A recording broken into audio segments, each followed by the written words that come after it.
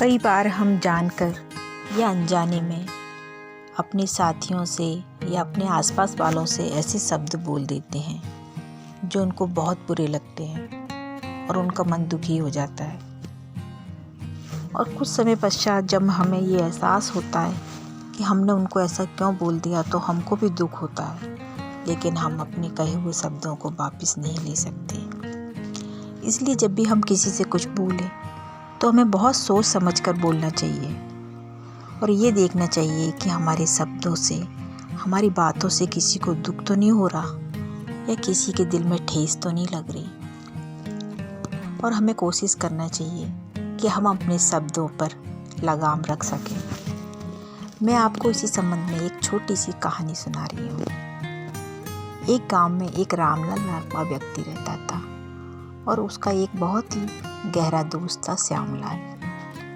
एक बार किसी बात पर रामलाल का श्यामलाल से बहुत ज़्यादा झगड़ा हो गया और रामलाल ने उसको बहुत ज़्यादा बुरा भला कह दिया, जिससे श्यामलाल बहुत ज़्यादा दुखी हो गया और दुखी मन से अपने घर चला गया। कुछ समय पश्चात जब रामलाल का गुस्सा ठंडा हुआ तो उसको ये एहसास हुआ कि अरे मैंने अपने दोस्त से ये सब क्या कह दिया, और उसको लगा कि मुझे इस सब का प्रायश्चित करना चाहिए। और वो एक साधु महाराज के पास पहुंचा। उसने कहा, महाराज मुझसे बहुत बड़ी गलती हो गई, मैंने अपने प्रिय मित्र का दिल दुखा दिया है। अब आप मुझे कोई ऐसा उपाय बताइए कि मैं वापस सब पहले जैसा कर सकूं, मैंने जो उससे शब्द कहे हैं वो वापस ले सकूं। साधु महाराज बोले, ठीक है बेटा, तुम एक काम करो, जिस सूखे हुए पत्तों को इकट्ठे कर लो।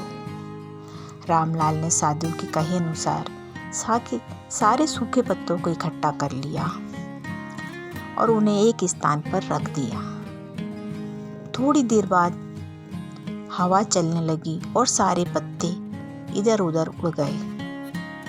तब साधु महाराज बोले कि जाओ बेटा, उन सब पत्तों को फिर से बीन कर लिया और इकट्ठे कर दो। अब रामलाल गया तो पत्ते ना जाने कहाँ उड़ गए थे और उसे कुछ पत्ते मिले और कुछ मिले ही नहीं। वो निराश होकर वापस आ गया और साधु महाराज से कहने लगा, महाराज वो पत्ते तो अब नहीं मिले।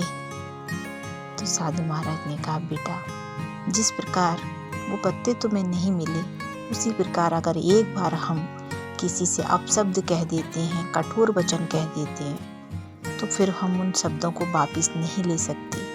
उनके जो घाव हैं वो व्यक्ति के मन में अंदर तक बैठ जाते हैं। इसलिए ये कोशिश करो कि हम कभी भी किसी से ऐसा कुछ ना कहें जो उसे दुखी कर दे और बाद में हम खुद भी दुखी हों। अब रामलाल को सारी बात समझ में आ गई थी। उसने जाकर अपने दोस्त से बहुत माफ़ी मांगी और कहा कि मैंने गुस्से में कह दिया था, और उसका दोस्त चूँकि उसका परम मित्र था इसलिए उसने क्षमा भी कर दिया उसे। लेकिन ये कहानी हम सबके लिए है कि हम कुछ भी बोलने से पहले सोचें और अपने क्रोध को काबू में रखें।